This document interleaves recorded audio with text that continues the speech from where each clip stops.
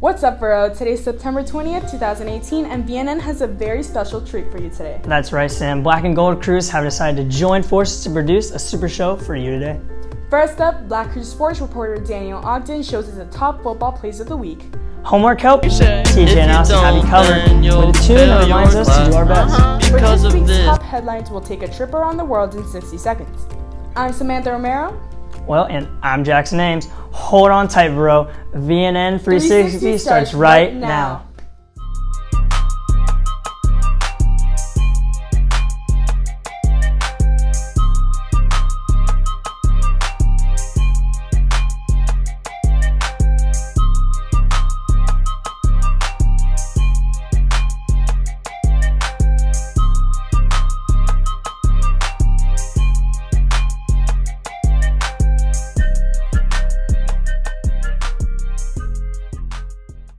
Our varsity football team has had a strong start to their season. They sure have. If you missed last week's game in Naples, don't worry about it, because sports reporter Danny Ogden is here to help.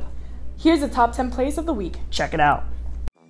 This is Daniel Ogden, Black News correspondent, back with your top 10 plays of the week.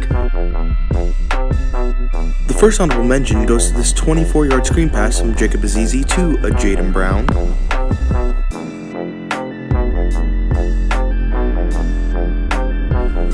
Next up, we have Dominic Fables, who comes in from the left side of the line, reads the quarterback bootleg, and gets a sack on the 5-yard line.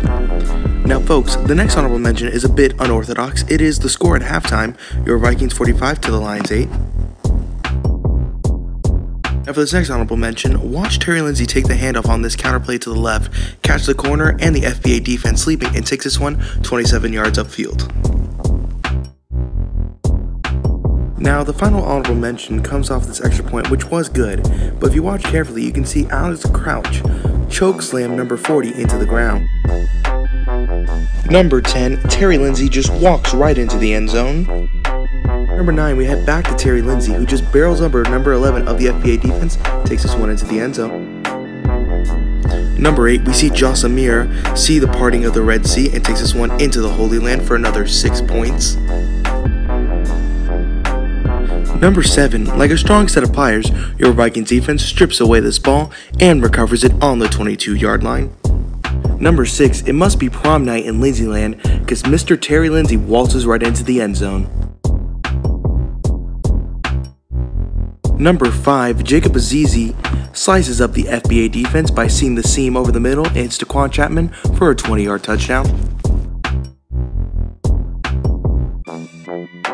Number 4, after batting down multiple passes last week, Blake Williams must have put glue on his hands to get this interception. At number 3, Jacob Azizi once again dissects the FBA defense and hits his seam route over the middle to Jaden Brown for a 48-yard touchdown. At number 2, Brock G takes a screen pass 47 yards to the house, accompanied by blocks from Eli Marzella and Dominic Trunkett. And finally, your number 1 play, Joss Amir weaves around the FBA defense, accompanied with a good break tackle and a stiff arm to take this one 47 yards to the house.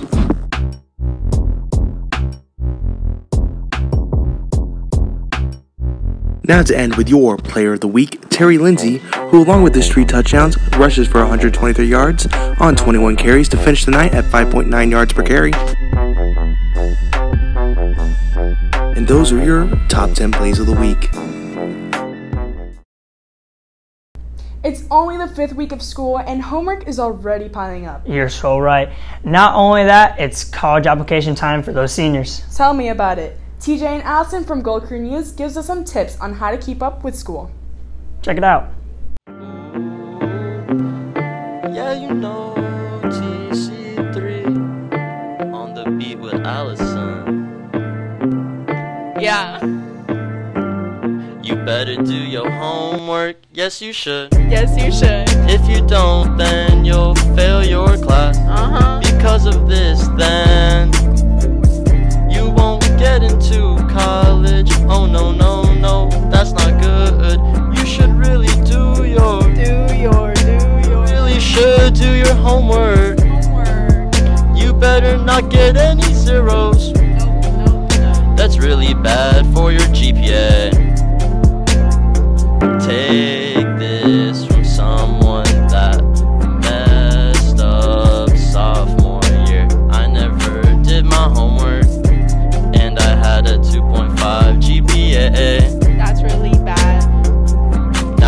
really hard to apply for college. Oh my gosh, that's so bad. So listen up, friends and fellow road grads. I'ma tell you one thing that you should listen to. Better listen. You better do your homework. Yes, you should. Yes, you should. And submit it on time to Canvas. As a PDF. Don't let your teachers be disappointed in you. Oh no, no, no. Oh no, no, no. I'm just gonna sign off. Sign on. I hope you all listen to me. And by the way, I'm TJ Code. TJ Code. A senior here at Vero, and you know I listen on the track.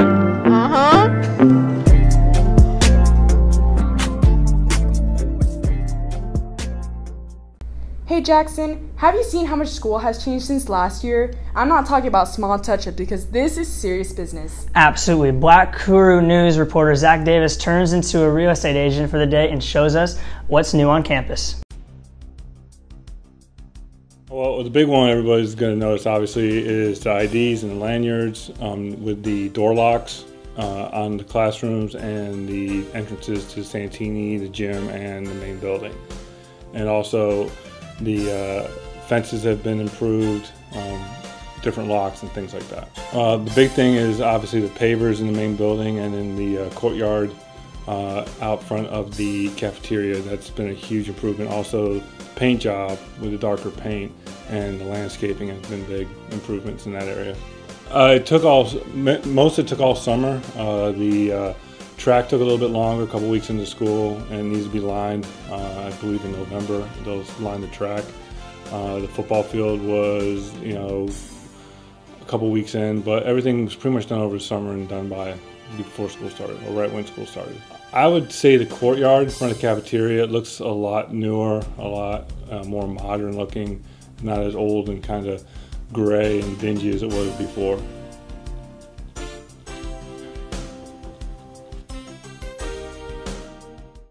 Not only has the school scored a hole-in-one with these renovations, but the golf team has also made serious highlights this year. Let's take a look at how the golf season is making Vero proud. Oh hey, didn't see you there. This week I started a new segment called What It Takes to Get to States. This week I interviewed the girls golf team and I find out what it takes to get to States. Daniel Ogden, Black Crew News reporting. So the tournaments we play in regular season are usually just to get the team ready, prepared to play in 18-hole tournaments, walking because we have to walk and carry our clubs. The three tournaments that really matter are districts, regionals, and states if we make it there. This year we've got a really, really strong team. These ladies are all amazing. And I have no doubt that we're going to go to states this year and we're going to put on a great show. The tournament this season was actually, this weekend was actually really good. I think we all played pretty well, pretty decent.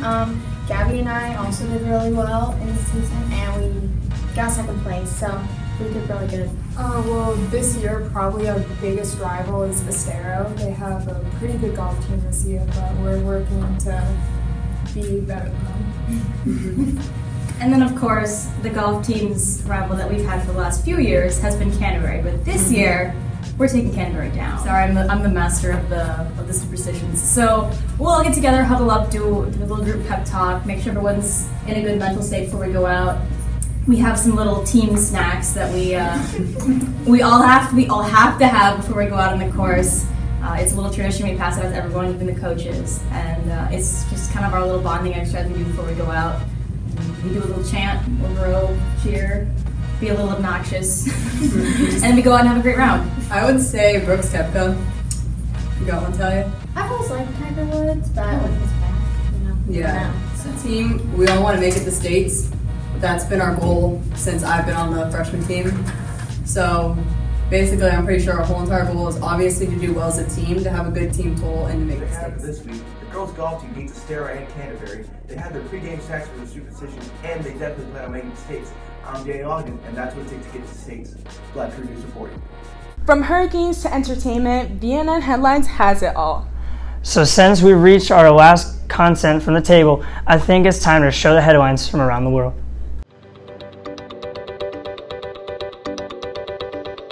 Rapper Mac Miller died at age 26. He was Ariana Grande's ex-boyfriend. This death has prompted her to stay out of the public eye to deal with his death for a little while.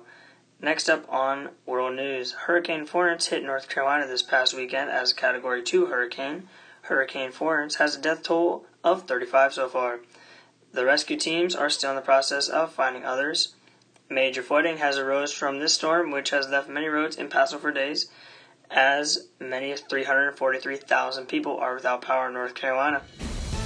Lastly, in the trip around the world, we head to England, where Denise Muir-Cornick breaks the world's fastest person on a bike, going 190 miles an hour, which beats and sets the men and women's record, and is now the fastest person on a bike alive. This has been 60 Seconds Around the World.